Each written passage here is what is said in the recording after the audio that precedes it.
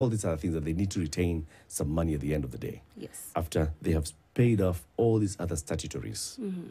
And then for you, Bolt, you're taking 18%. This 18%, where does it go to? Is there anything else that you pay? Anyone else? It's your app, after all.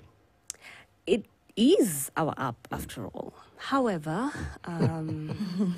we work in Kenya. We owe the taxman in Kenya. So we pay taxes.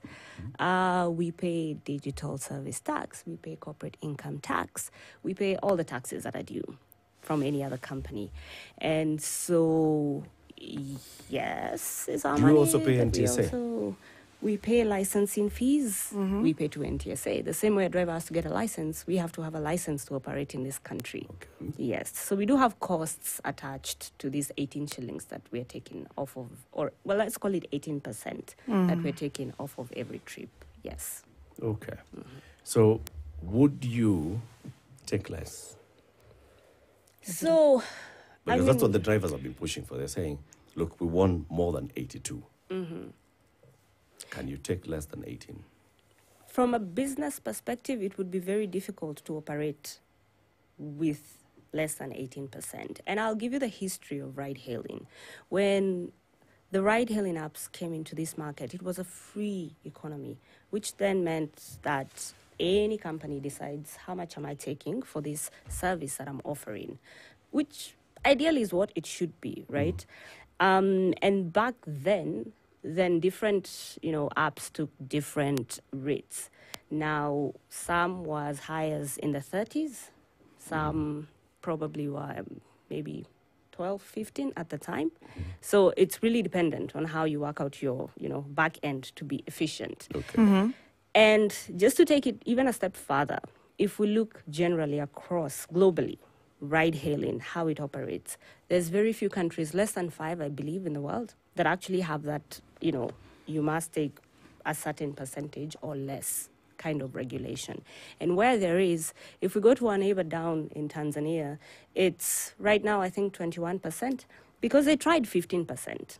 And at 15%, we as Bolt, we could not operate. Our operational costs are just too high. Our friends, some of our other friends, could also not operate. And so, we withdrew from the market because we love what we do and we love where we do it. So the 15 was imposed by the government? Yes. All right. Okay. So the government said, after a lot of, lobbying and all this, they said 15% or nothing.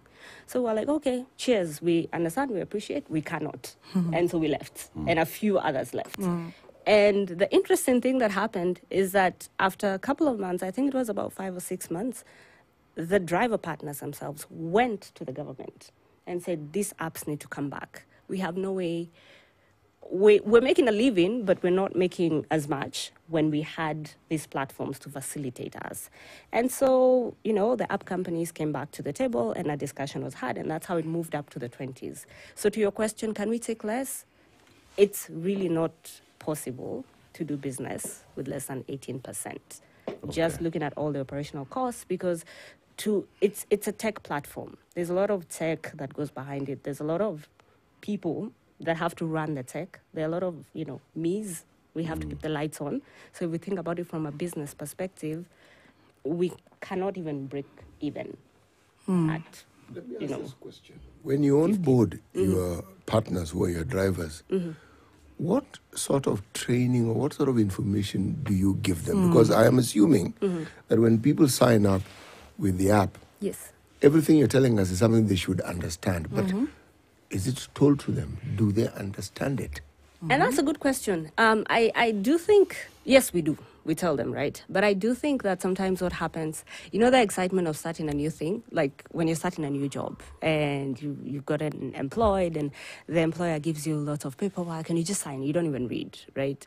And later on, when you've gotten the hang of the job, when you're settled mentally, that's when an employee sits and actually reads the contract. What did my contract say? What did I agree to? Generally, right? Because it was exciting, it's something you want to do, there's potential. Someone has told you that this thing is good for you, but then maybe you didn't take the time to understand how does it become good for me? And so some of the things that we're trying to do in order to help the message to sink home of how these things work and how you get the most out of it. Because it's like any other hustle. You get the most out of it if you understand what you need to put into it and how you need to do it. So then we not only train the drivers at the start where, emotions could be high and excitement is high. We also try to do it continuously.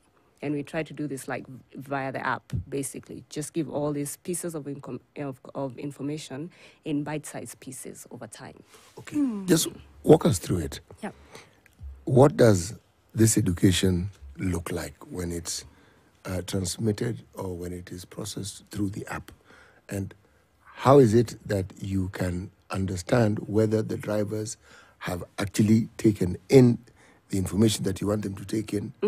And perhaps if there's feedback about whatever it is, how do you get to interact with all this?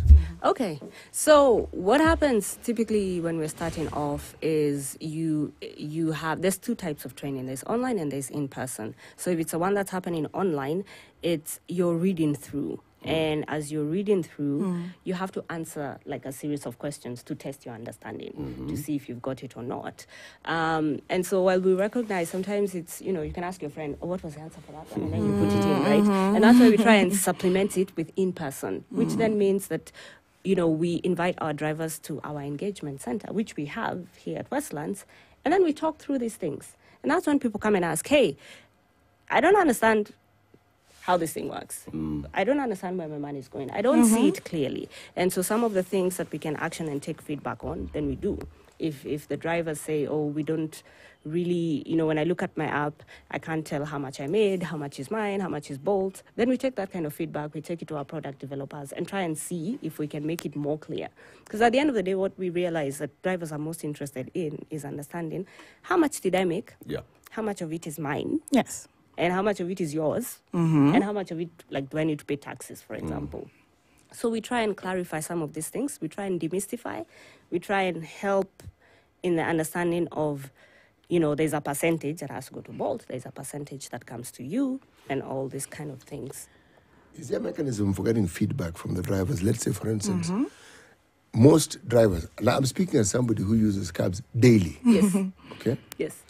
Is there feedback or is there a mechanism for getting feedback from drivers regarding what usually feedback is what they're unhappy with? Yes. They very rarely tell you what they're happy with. Yes. But is there a mechanism for you to receive and then even to respond to feedback that drivers have regarding the things that they would like to see changed or the things that they're unhappy with? Yes. And the most direct one is actually when we speak with them. But we do have other channels where, for example, if a driver wants to share sentiment, they can write to us on our, customer support email. It's there. We do have surveys that we send out every so often. On the app, on the driver app, you can actually go and leave feedback. So there are different channels that we provide for drivers to give us feedback, which, to your point, is what they're unhappy about. Because we also want to understand what they're unhappy about so that we can solve it. Because the nature of our relationship is it's a mutual relationship, whether we like it or not. I sometimes get heat for saying this, but it's like a marriage, right? Whether it's good or bad, you need each other. So let's just work it out. Let's understand what's the core issue. If I'm unhappy with you, if you're unhappy with me, let's dig deep. Let's understand each other. Let's solve. So we try and create as many avenues as we can to hear and action what they are telling us. Siti, can I do a follow-up on that one? Just a quick one. So this far you have come, it's been quite a number of years. Yeah. Is it working? Do you think you need to change how you're then working with this partner in marriage? In as far as things are progressing, are they getting unhappier? Yeah. Are they losing confidence? Do you think that if you, in retrospect, look at how you're partnering, there is need then to sit and reason together for a better progressive way? Are these platforms really working? So I will say this. Unhappy people are the loudest people. And so the unfortunate reality is we do have a portion of drivers that are unhappy. Okay. It's a smaller portion of drivers. And it's not to say we don't care about them. We care about all our driver partners. But when I look at the numbers, it's a small portion of drivers that are unhappy. And they do make a lot of noise. And my actually primary concern is that now it's at the level where they're making it difficult for other drivers. So that we're very concerned about. And that we're looking for ways to manage, right? Because we want a mutually beneficial relationship. Yes. And for the most part, honestly, it is a mutually beneficial relationship for most people. So we try and understand, okay, the ones that it's not working for, what can we do? How can we help? Right. Yeah, because at the end of the day, it is a business. So the fact that we are here for this long, and we're not the only ones. Right. And there's lots and lots of people who New are ones trying to get coming into up this every time. space. Yep. It means something is working. So, but for us, because, we've been in it for a while, now it's about, let's fix the issues. It's always, the person who's the oldest or maybe the biggest, you're the one who has to fix for To take everybody the else. lead. Yeah. Exactly. So we want to fix it. Well, that's what we're here for. Latif, I'm sorry. I'm looking at a practical. Because there's something you said when you were beginning this and introducing her on the offers and the, how do you call this? Discounts? Discounts. I personally use both as Yeah. well. Yes. But look, I'm giving an example here. So I am taking a bolt from here, Standard Media Group, Standard PLC to Fayetteville Estate around Kililashwa. And it's the original price is 720. But because I don't know if I'm a very good client, Yeah, you I'm are. supposed to pay. And it's customer service week. Oh, great. So a whole whooping, I don't know, because now what I'm supposed to pay is 580 Yes. from the 720. How much, guys? 200 and what? 100 and what is, how much is chopped off? For 140. 140. Yoyote. Yes. Yeah. Yoyote. So I take a cab Yeah. and I tell the driver, it's customer service week. All right. How much are you taking from the 580? How much is he taking? And do you think they get the customer service, vibe right now? Okay, so I'll dissect that. And how does the question, right? discount work really? Because, Yes, yeah. let's start there. I think that's a critical part to address. And what I would want to say to this is that every discount that is offered on the platform is paid for by us as Bolt. So the price that you saw, the 700, that's what ultimately is the trip price. Whatever discount is there is us as Bolt covering it. So it doesn't reduce the earnings of the driver of the on that particular trip. Oh, interesting. Yes. So the trip will still be at 720. 720. And the driver will take 18 82%, 82% Of that 720. 720. not 580. Not 580. Not 580. Okay. No. Yes. So Do that the is. drivers know this? They do. They do know this. Yes. But why do they then complain that, you're giving us too many discounts and they end up suffering? So it's two things, I would say. The first one is that maybe the timing of when this money comes in. Because typically what happens is, because now the 140 is sitting with Bolt, this 140, just keeping it very simple, the driver can withdraw it once a week for free.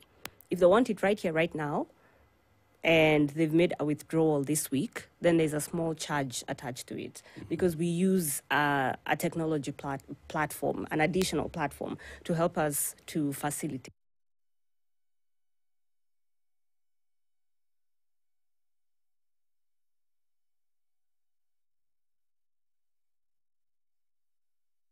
So it could be a timing issue, because a lot of our driver partners, you want your money every day, right? So if I will get my money less that small withdrawal charge today, then I will feel I will not get the full amount. This And withdrawal story, I don't get it. So first of all, how are you going to pay for your trip? Cash? Via M-Pesa. Via M-Pesa. Yes, I think that that is means, cash. and you send it not to a pay bill or till, No. Send it's the to the driver. driver. So yeah, to Right? the driver. So that's like saying we're paying cash to the driver. Yes. Are there other modes of payment? Of course, there's a card. Yeah. Yes. You there's can a card. attach your card, Yes. or you pay directly to the driver. Yes. So when she does the 580 trip Yes. and not the 720, Yes. at what point will you give the driver The 140. the 140? Okay. Now, that's a good question, because then the driver has 580 now, if you do your math. Yeah, now this is a complicated math problem. So if we take, the driver was supposed to pay 720. 18% of 720. So basically the driver from that trip owes us 100 and, let's call it 130. Okay. Right? Owes you. Yes. Because their portion was 82%. Oh, okay. Yeah, of the 700. Let's use simple No, math. no. Let's do that. We follow this. Okay. We'll go with this because this is a we go with practical that. case. Okay, fine. It was going to be 720. 720. If Anki had actually taken that trip and paid 720, Yes. she'd have given the driver 720. Yes. He'd have kept 82%, Yes. and he would have paid you Yes. the 18%, which is Yes. 130. 130. Okay. Right now, what he has in hand is 580. 580. Yes. And so we basically, I need a piece of paper to keep track of this sure. mathematics. So that we take it properly. Yes. Yeah. Excellent. Good customer week feeling. Okay. Yeah. So basically the trip fare was It was 720. 720. I got a discount. It was actually 710. Oh, it's changing. It is changing. Let's Yes. walk, let's Okay. walk Let's through walk Let's it. walk with what 720. was there. Okay, Yeah, 720 right? after the discount was a 580. Yeah. Okay. Discount. Then fare after discount is 520. So basically, we're saying that the driver should have gotten 82%, 82 of 720, which is 590, right? Yeah. To driver. And we're saying that Bolt is refunding the discount of 720 minus 520, which is 580. 580. 580, sorry, Which is 140. which is 140. Yeah. So basically Bolt is supposed to get 18% and the driver gets 82%. So Yes. 18% of the 720 is roughly 130, right? And we're holding the discount of 140 shillings. Yeah. So what happens is there's something that we call the net effect. So instead of giving this driver the 140, so that the total of the fare is, 720, and then they give us back what they're supposed to give us, which is 130, we do a net, right? So then we say we're holding 140 shillings, but you owe us 130 shillings. So in effect, what you need from us is 10 shillings. 10 shillings. Yeah. Oh, yeah. Yeah. Okay. And actually, also, that was a very good example to explain sometimes what happens and why they say that they don't see the discount. But the reality is, you would still have paid that money because you still owe, for every trip, you have to pay 18%. Yeah. That's how it operates. So how do they pay you? When we pay in cash, at what point does the driver remit the cumulative 18% for the day? They can choose to do it whenever they want. So they can upload, using M-Pesa to the mobile wallet, so that then we get the money. So you can do it after a trip if you want. You can do it after a day if you want. But basically, we have thresholds beyond which we don't allow you to stay with your commission for too long, because we recognize that the more debt you have, the more likely you're going to walk away. Yeah, because it'll be too much. Yeah. And also, Yeah. you're running a business. You also need the cash to come in. Yes. Final question. Of those that are very loud, the drivers who Yes. have grievances and they are loud, and you're saying those loud ones are very loud. Yes. What's the one issue that they're loud about? It's the loudest. Price. It's always. So what do they want? Do they want us to? Do they want Ankidori to pay 1,000 instead of 720, Yeah. so they can earn more, or do they want you to take less than 18%? So they want Ankadori to pay 2,000 shillings, not 1,000 shillings. Let's start there. Yeah. No, like seriously, I mean, we're being real. That's the board they were giving us. Yes, yes. So they want very high fares. And to be fair, you can understand why. And I always like to give this analogy of I'm an employee, right? If I get paid 10,000 shillings, I want the employer to pay me 100,000 shillings. Like, this is what I want, right? And it's valid. What everybody wants is valid, but sometimes it's not practical because we cannot ask passengers to pay what they cannot afford. Otherwise, the whole thing fails. So there is that first piece. And then the second piece sometimes is on, on the discounting, right? So they don't want the discounts for this very reason, because myself as a driver, I want to manage my money. I want to manage my debt. I don't want you to tell me, oh, yes, you owed me, I owed you, some of them, it's very interesting because some actually really appreciate it. And they're like, you know what, in fact, I've been in cabs before I was, a bit in the front. And they tell me, you know what, I'm so happy this is a card trip because now I will give these people their money and they leave me alone and then I make my money. The ones who understand it use it actually for their savings, for their, financial management. The ones who don't, they're like, leave me alone. I want to manage my money the way I want. So there's those two pieces. The problem that you have is that there are very many players and all these drivers tend to have all these apps. Yes. So they compare. Because I know there are apps that charge you more than you do. Yes. True. Okay? For the same trip. Now, if that is what the drivers consider to be of use to them, then perhaps those of you who keep having these problems with your drivers need to spend a little more time and energy in getting your drivers to understand these details better. Because sometimes the big problem is just one of misunderstanding.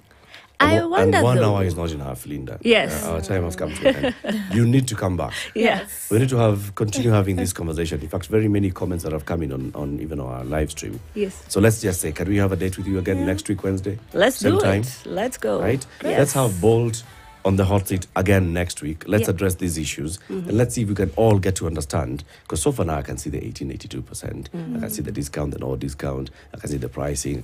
I can see it. But let's have this conversation, and maybe there's something, maybe I think I'm seeing, but I haven't seen a thing. Linda Ndongo is the general manager for rides at Bolt Kenya. She's been our guest. We'll be talking about the pricing model and addressing the concerns of the drivers. There are very many other concerns of the customers as well, right? And we'll have to address those as well. Okay. So next week, Wednesday, we have a date. She'll be back. It's 9 a.m. news time.